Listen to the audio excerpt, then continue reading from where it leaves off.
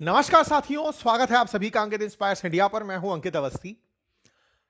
Iran के अंदर इस समय कुछ ऐसे हालात हैं जिन्हें देख करके मीडिया, विशेष रूप से वेस्टर्न मीडिया को ऐसा लगता है कि यहां पर चली आ रही अली खamenei की जो सरकार है उसे पलट दिया जाएगा। हालात इसलिए बहुत मायने रखते हैं क्योंकि ईरान में जनरली प्रोटेस्ट की तस्वीरें बाहर नहीं आ पाती। यह माना जाता है कि यहां पर जिस तरह से खेमनेई कंट्रोल करते हैं, वो कंट्रोल के चलते मीडिया से भी बाहर न्यूज निकल कर नहीं आ पाती। लेकिन फिलहाल के लिए ईरान में जिस तरह से आप लोगों को हुजूम में जाते हुए तस्वीरों में देख सकते हैं, रोड पर प्रोटेस्ट करती हुई जनता देख सकते हैं, प्रोटेस्टर्स के द्वारा यूनिवर्सिटीज, सरकारी प्रमाइसेस उन्हें तोड़ते हुए लोगों को देख सकते हैं। उससे सबसे बड़ा जो चर्चा निकल कर आती है वो ये कि ईरान में कुछ ऐसा हो रहा है जो शायद इजराइल करना चाहता था, अमेरिका करना चाहता था, कर नहीं पाया, लेकिन अब हो रहा है। ऐसा मैं क्यों बोल रहा हूं? क्योंकि 3 दिन से ईरान के अंदर प्रोटेस्ट चल रहे हैं, हजारों लोगों की गिरफ्तारियां हो रही हैं, छात्रों पर अटैक हो रहे हैं, और इसी बीच में एक तस्वीर, जैसे तियानमियन की तस्वीर जो चाइना में आई थी, उससे रिलेट करता हुआ माना जा रहा है, जिसमें पुलिस के सामने एक युवक जो कि विरोध में खड़ा है, विरोध में बैठा है, और पुलिस उसे हटाने का प्रयास कर रही है। वो अपने आप को मरने के लिए समर्पित कर देता है। यह तस्वीर इस समय सोशल मीडिया पर सबसे ज्यादा तस्वीर जो चर्चित है उनमें से एक बनी हुई है। ये सारा की सारा प्रयास अमेरिका के हित में है, ये सारा की सारा प्रयास इजराइल के हित में है। ऐसा मैं क्यों कहता हूं? क्योंकि अमेरिका और इजराइल दोनों ही ईरान की जो वर्तमान सत्ता है उससे नाखुश हैं। वो चाहते हैं कि यहां पर खेमनेई की सत्ता हटे और यहां पर एक ऐसी सरकार बने जो लोकतांत्रिक हो और जो प्रो अमेरिका हो।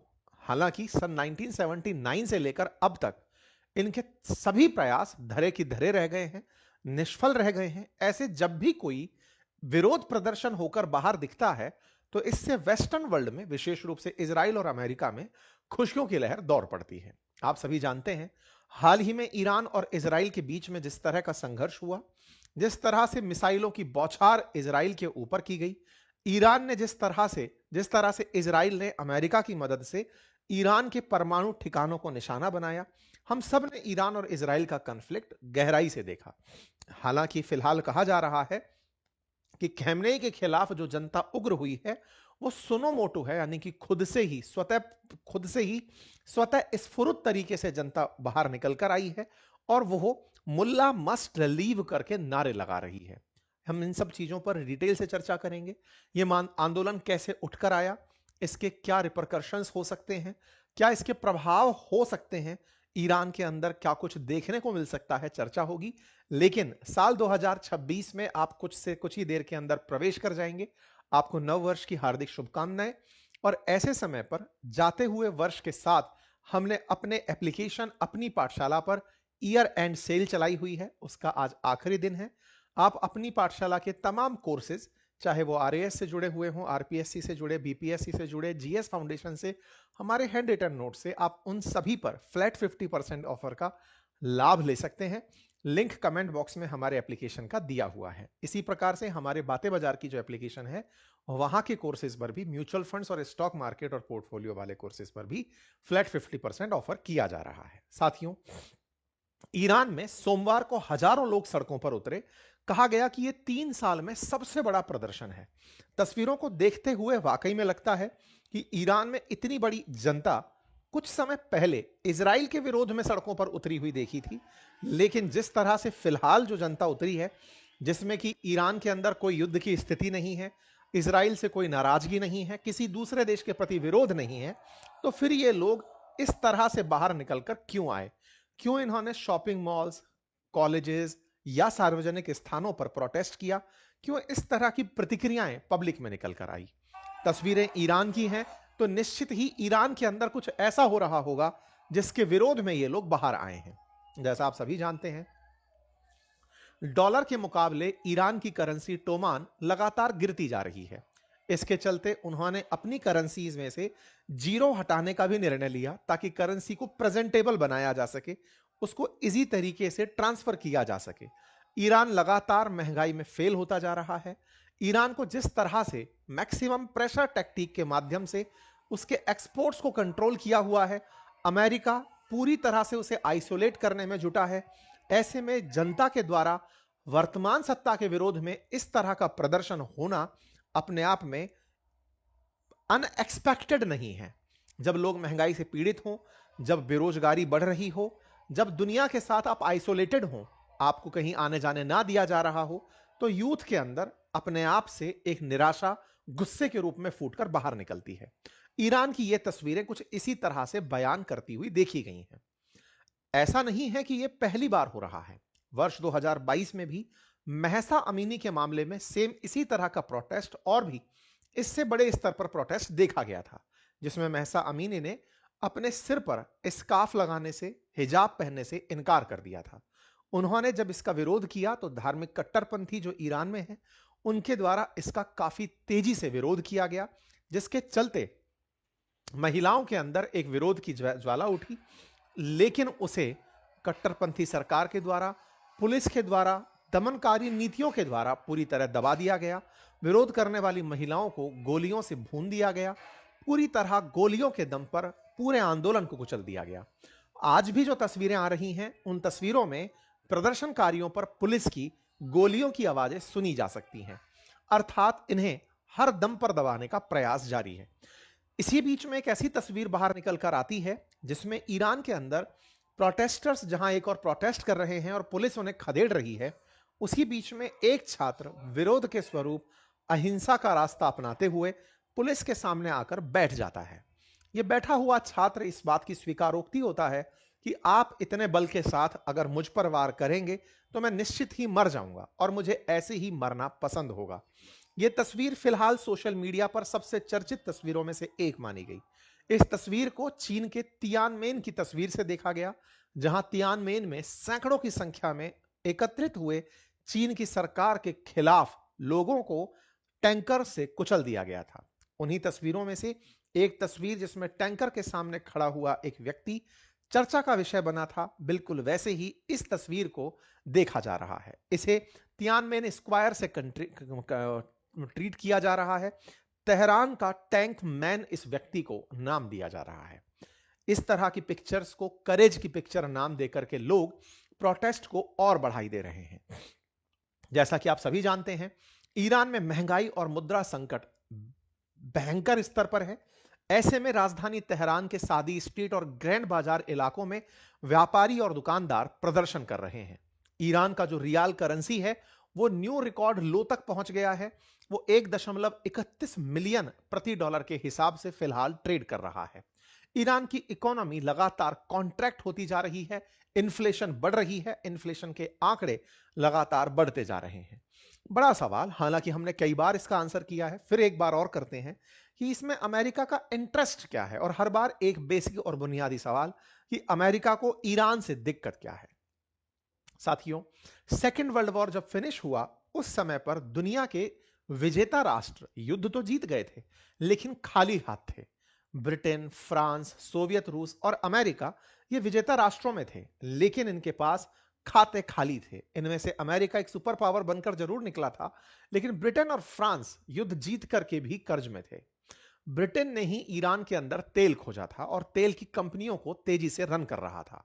लेकिन ब्रिटेन की पकड़ अपनी देश से कमजोर होने के चलते ईरान पर से भी उसकी पकड़ कमजोर होने लगी।